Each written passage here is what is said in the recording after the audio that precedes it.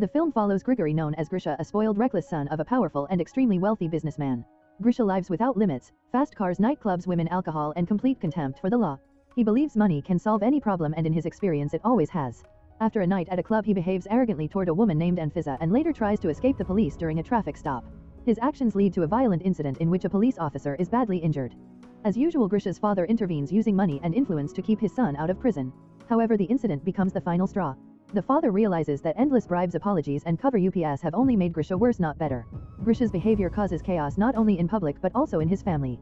His father is exhausted, angry, and ashamed, while people around them openly discuss how dangerous and hopeless the young man has become. Grisha himself shows no remorse.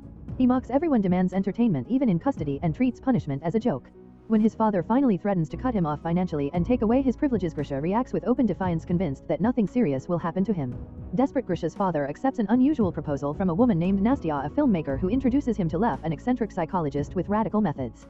Lev suggests an extreme form of therapy. Instead of lectures or prison, Grisha should be completely removed from his familiar reality and placed into a situation where money, status, and modern life mean nothing.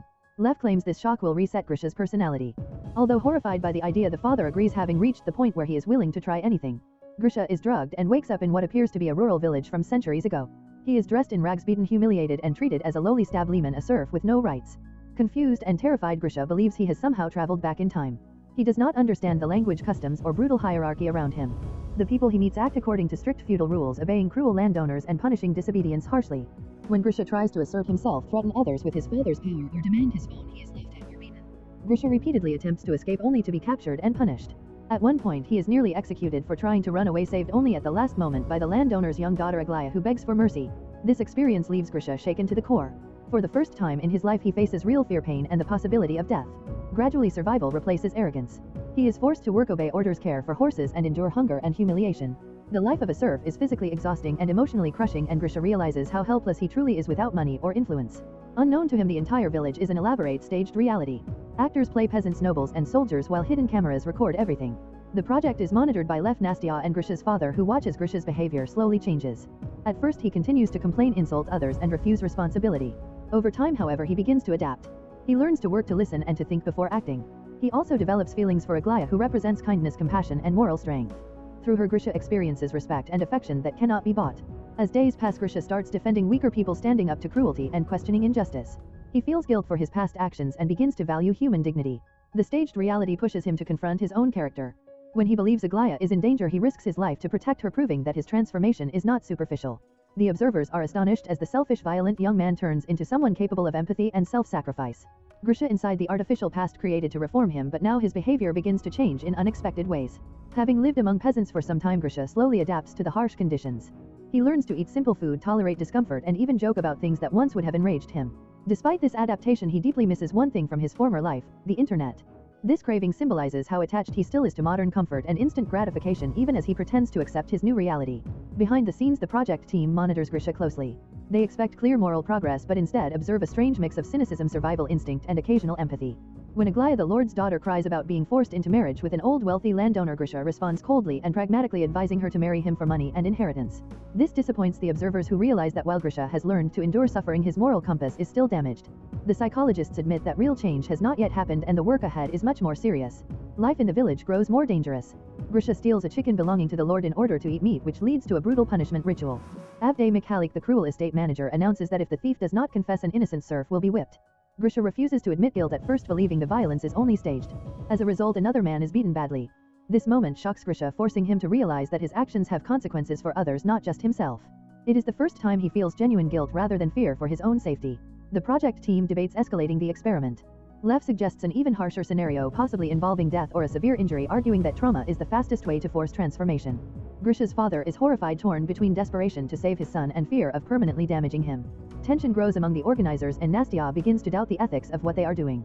The project seems close to collapse. A turning point occurs when Grisha discovers that Lisa, a young woman who works with the horses, is actually part of the modern crew.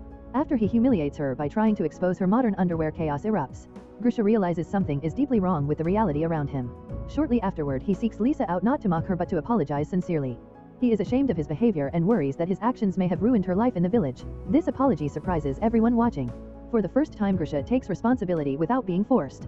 Lisa, who initially distrusted Grisha, begins to see a different side of him. She explains that sometimes belief in a person is more powerful than punishment. Meanwhile, preparations begin for Yvonne Cupola Night, a traditional festival filled with bonfires, dancing, and rituals about love and fate. The team plans a romantic storyline in which Grisha and Aglaya fall in love. She becomes pregnant and Grisha must risk his life to escape with her, proving his willingness to sacrifice everything for another person. However, the plan fails. During the festival, Grisha does not pursue Aglaya romantically. Instead, he spends time talking with her, honestly sharing stories about the future, airplanes, subways, and modern life.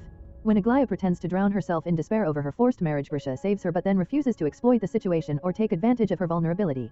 He walks away showing restraint and respect. This unexpected choice shocks the observers. Grisha has rejected the scripted romance and chosen moral behavior over passion. It becomes clear that Grisha's real emotional connection is forming with Lisa, not Aglaya. This creates a crisis for the project because Lisa was never meant to become central to Grisha's transformation. The team realizes that Grisha trusts her more than anyone else. Lev argues that this bond can still be used to complete the transformation, but Lisa resists being manipulated into a romantic role. She agrees, however, that Grisha is finally becoming someone better.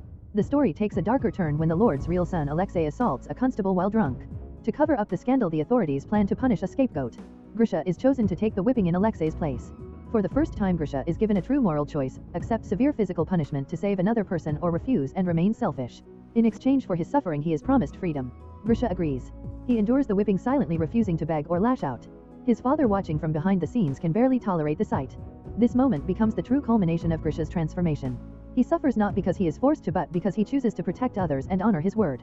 Meanwhile, Grisha has reached a calm and reflective stage. He no longer panics or rebels. His days are simple and repetitive, drinking tea, walking, playing solitaire, and working. For the first time in his life, he is not chasing pleasure or dominance. He even jokes that being thrown into the past was lucky because here he finally feels free from the chaos of his former life. When he sees the Lord's son behaving cruelly and arrogantly, Grisha suddenly recognizes himself in him. This realization becomes a quiet but powerful moment of self-awareness. He understands that he used to be the same kind of brute, incapable of seeing others as human beings. Grisha grows closer to Lisa. He builds a small restaurant in a barn just to make her smile, creating improvised dishes from simple village food and turning the evening into a romantic experience. He speaks sincerely about injustice, about how he was cheated out of freedom, and about how maybe the punishment he endured was deserved. For the first time, Grisha does not blame others for his suffering. Instead, he reflects on responsibility and guilt. Lisa listens to him and their bond deepens naturally without manipulation or force. Outside the village, the situation escalates. Activists and journalists begin investigating rumors of a secret project where a person is being held against his will. Information spreads online under the hashtag demanding to save Grisha. Police prepare to intervene. Inside the project, panic grows. The organizers argue that Grisha already understands everything but still has not acted heroically. Lev insists that knowledge without action means nothing and that one final test is required. They decide to stage a final boss battle, a heroic challenge. Disguised attackers posing as Tatar-Mongol invaders arrive in the village demanding food, money, and the most beautiful girl as tribute. Chaos erupts. Villagers panic and the attackers brutally seize a young woman. Grisha initially freezes. Fear overwhelms him and for a moment it seems the experiment has failed. The project team prepares to sedate him and end everything. But then something changes. When Lisa herself is taken screaming for help, Grisha makes a choice. Without being ordered, threatened, or promised anything, he runs forward. He attacks the invaders, fighting them with pure desperation and courage. He protects Lisa, risking his life without hesitation. This is the moment the project was waiting for, a voluntary heroic act motivated by love and empathy, not fear or self-interest. Immediately after this, the police arrive and expose the entire operation. The actors scatter, the illusion collapses, and Grisha is subdued. He wakes up in a hospital where his father tells him a carefully constructed lie. Grisha was hit by a car, fell into a coma, and imagined everything. According to this version, the village, Lisa, and the past never existed. Grisha is confused and distressed, unable to accept that the most meaningful experience of his life might have been just a dream. When he returns to normal life, fragments of the past haunt him. He searches faces in the crowd hoping to see Lisa. He briefly mistakes strangers for people from the village. Slowly, reality settles in. Then the truth reveals itself in a gentle way. Lisa is real. She was not an illusion, and neither were Grisha's feelings. The project has ended, but the transformation remains. Time passes. Grisha is no longer reckless or cruel. He rebuilds his life with humility and purpose. He marries Lisa, surrounded by his father Nastya and others involved in the project. At the wedding, Grisha sincerely thanks his father not just for saving him but for believing that he could change. His father in turn finally sees the son he always hoped Grisha could become. The film ends by returning to the beginning, showing another spoiled rich boy screaming, threatening, and behaving exactly as Grisha once did. The cycle is implied to continue, suggesting that such transformations are rare, painful, and require extraordinary measures. The story closes on the idea that true change is possible, but only when a person is stripped of power, forced to face themselves, and finally chooses to act differently, not because they must but because they want to. If you enjoy watching this video, then subscribe to Angel Recaps for the latest movies explanation.